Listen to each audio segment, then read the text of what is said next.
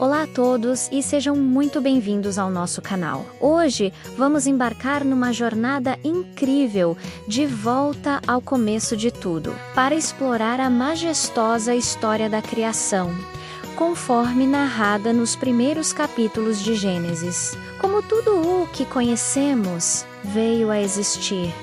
Como a humanidade começou?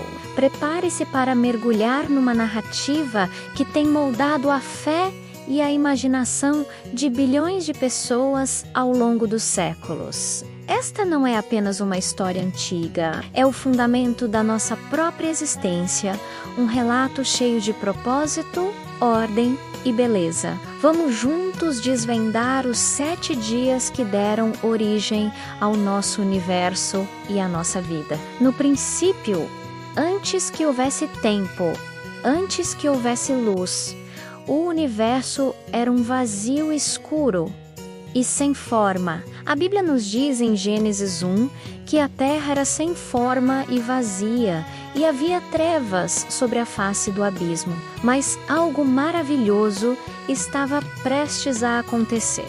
O Espírito de Deus se movia sobre a superfície das águas, preparando o cenário para o maior ato criativo de todos os tempos. E então, com uma simples e poderosa declaração, a história começa. Deus disse: haja luz, e instantaneamente a luz inundou a escuridão. Não era a luz do sol ou das estrelas, mas a própria essência da luz, separando o dia da noite pela primeira vez. Deus viu que a luz era boa, e assim, com a tarde e a manhã, completou-se o primeiro dia. No segundo dia, Deus continuou a organizar o caos. Ele ordenou: haja um firmamento no meio das águas para separar águas de águas.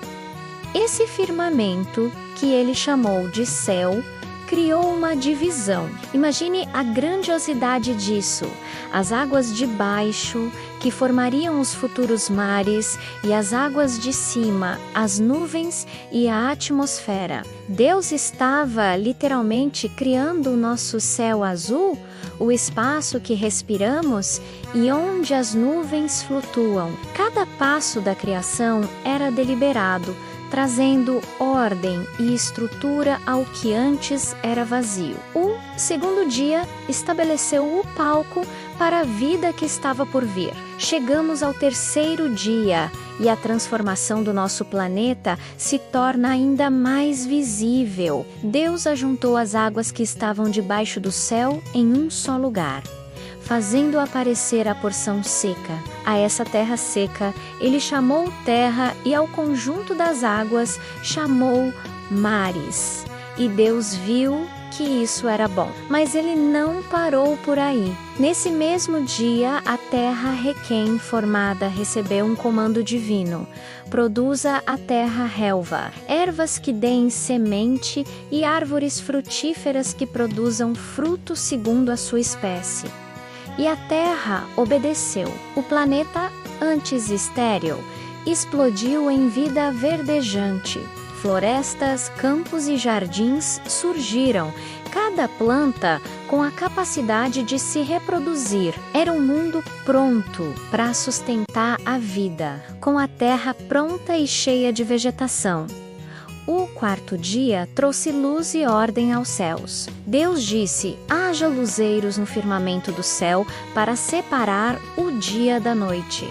E assim ele criou o sol, o grande luzeiro para governar o dia, e a lua, o luzeiro menor para governar a noite. E não podemos esquecer das estrelas, espalhadas pelo infinito, como um testemunho de seu poder. Esses corpos celestes não foram criados apenas para iluminar, mas também para servir como sinais, para marcar as estações, os dias e os anos. O tempo, como o conhecemos, começou a ser contado.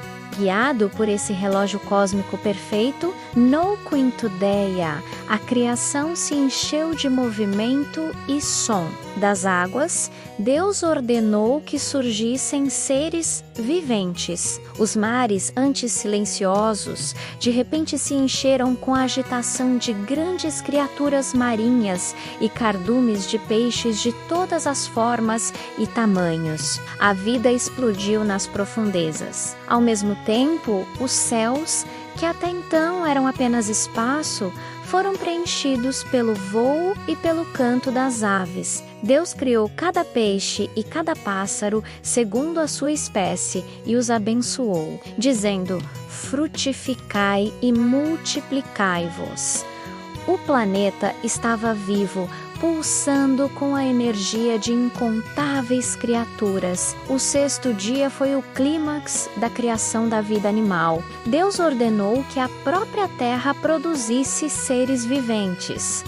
O gado, os répteis e os animais selvagens, cada um segundo a sua espécie. E Deus viu que era bom, mas a obra-prima ainda estava por vir. Em um momento solene desde claro, façamos o homem à nossa imagem, conforme a nossa semelhança.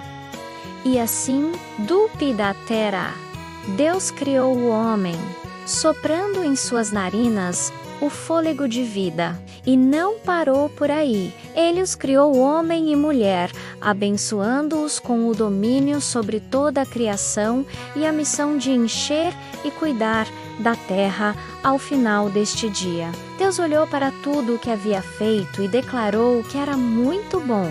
Após 6 dias de intensa atividade criativa, os céus e a terra e tudo o que neles há estavam completos. Chegou o 7º dia. Neste dia, Deus não criou mais nada.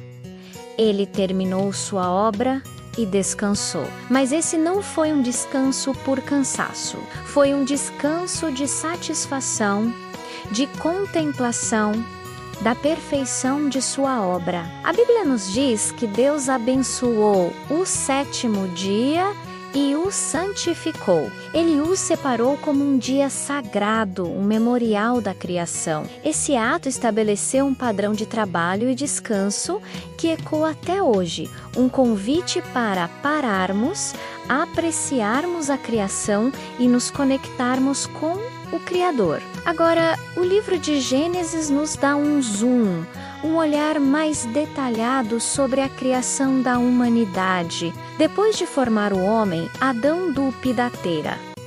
Deus o colocou em um lugar especial, um lindo jardim plantado no Éden. Esse jardim era perfeito, regado por um rio que se dividia em 4 braços e repleto de árvores agradáveis de se ver e boas para comer. No meio do jardim, 2 árvores se destacavam: a árvore da vida e a árvore do conhecimento do bem e do mal. Adão recebeu a tarefa de cultivar e guardar o jardim, com uma única instrução. Ele poderia comer de todas as árvores, exceto da árvore do conhecimento. Deus viu Adão em meio à perfeição do Éden e disse algo profundo: não é bom que o homem esteja só. Farei para ele uma auxiliadora que lhe seja idônea. Deus então trouxe todos os animais que havia criado para Adão, e Adão deu nome a cada um deles. Foi um ato de domínio e inteligência, mas em meio a toda essa variedade de criaturas, nenhuma era uma companheira adequada para ele. Então, Deus fez Adão cair em um sono profundo. Tomou uma de suas costelas e, a partir dela, formou a mulher, Eva.